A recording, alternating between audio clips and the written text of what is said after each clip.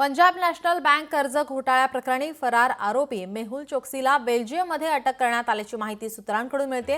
पुतण्या नीरव मोदीसह 13,500 कोटी रुपयांचा पंजाब नॅशनल बँकेत कर्ज घोटाळा केल्याचा आरोप चोक्सीवर आहे। 2018ला तो भारतातून पळून गेला होता।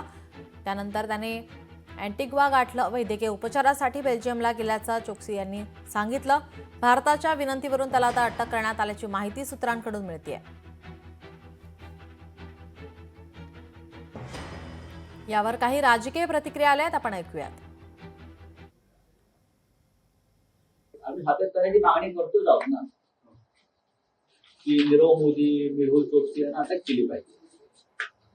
दाऊद इब्राहिमला अटक करून आणलं पाहिजे, कारण भारतीय जनता पक्षाचा अजेंडा आहे दाऊदला फरफटत आणणं। त्यांनी सगळ्यांनी आणि स्वागत केलं। मेहुल चोक्सींची असेल किंवा या सगळ्या गोष्टीत माझी एवढीच सरकारला विनंती आहे, जे मी पार्लमेंटमध्ये बोलले की फायनान्शियल फ्रॉड्स जेव्हा होतात, फायनान्शियल फ्रॉड्सला शिक्षा झालीच पाहिजे।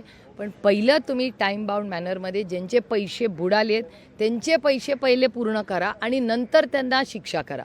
कारण का त्यांना लगेच अटक जेव्हा होते तेव्हा अटक झाल्यामुळे तो गरीब माणूस कष्ट करत राहतो। तो पहिलं मेहुल चोक्सींना सांगा, आमच्या कष्ट करणाऱ्या लोकांनी जी पैसे दिले ते पहिले परत करा आणि नंतर मग त्या मेहुल चोक्सीला काय शिक्षा करायची ती सरकारने करावी।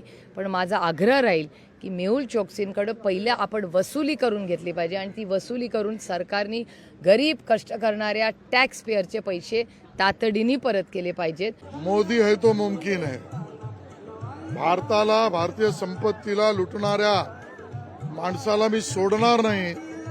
चौकीदार म्हणून काम करीन। प्रतिकूल परिस्थिती असली, विरोधातलं वारं असलं तरी त्याच्यावर सगळ्यावर मात करू।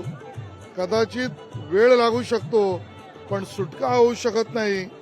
या पद्धतीने माननीय मोदीजींच्या सरकारने केलेलं एक काम आहे आणि म्हणून मोदी आहे तो मुमकिन आहे।